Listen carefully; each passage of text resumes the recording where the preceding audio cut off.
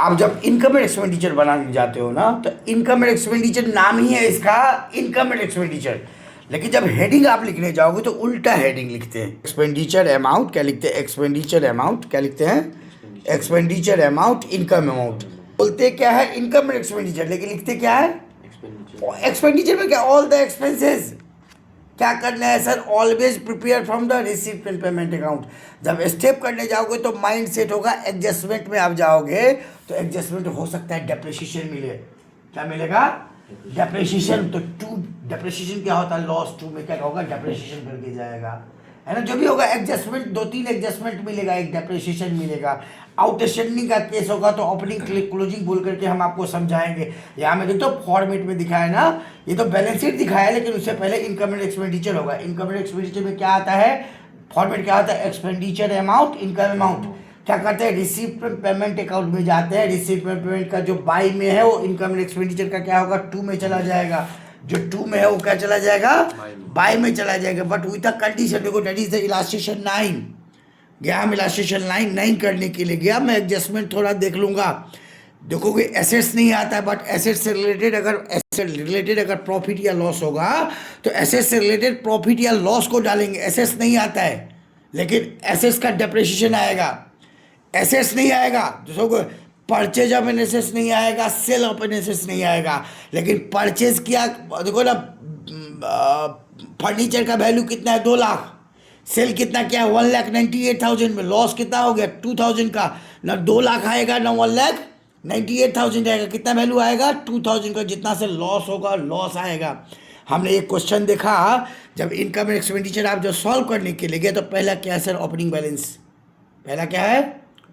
Opening balance. Sir opening balance किसका होता है? कैश और बैंक का। और कैश और बैंक क्या होता है? एसेट्स। क्या क्या होता है? Assets never come in the income expenditure account. Subscription देखो 13, 14, 15 है, जो करंट ईयर का सब्सक्रिप्शन है वही आता है। जो करंट ईयर का सब्सक्रिप्शन इनकम नहीं होगा वो नहीं है। करंट ईयर का कितना है? 8,000।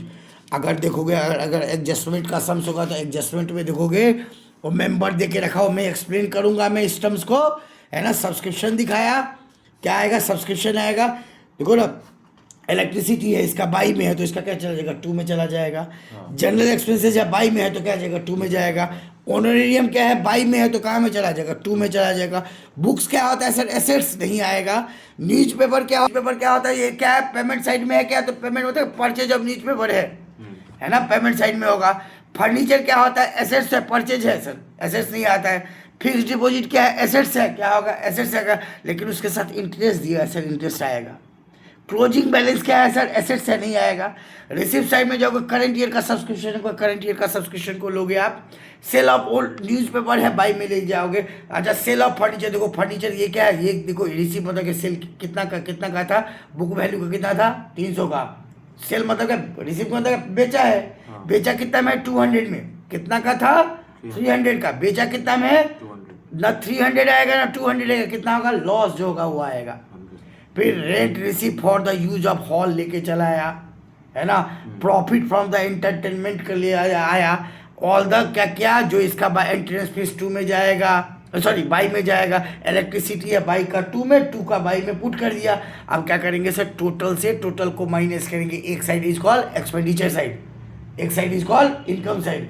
हम टोटल करेंगे रफ में जाके, इनकम को टोटल करोगे, एक्सपेंडिचर को टोटल करोगे। For example, if the income is 2 lakh and the expenditure are 1,50,000, which amount is higher? 2 lakh. So if the income is high, that is called surplus.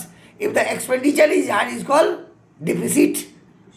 यानी तो इसको अगर इनकम ज़्यादा हुआ तो देखो क्या बोलते हैं? इनकम ज़्यादा है सर, टोटल किया, इनकम टोटल किया, एक्सपेंडिचर टोटल किया। If the income is higher तो we write excess of income over expenditure.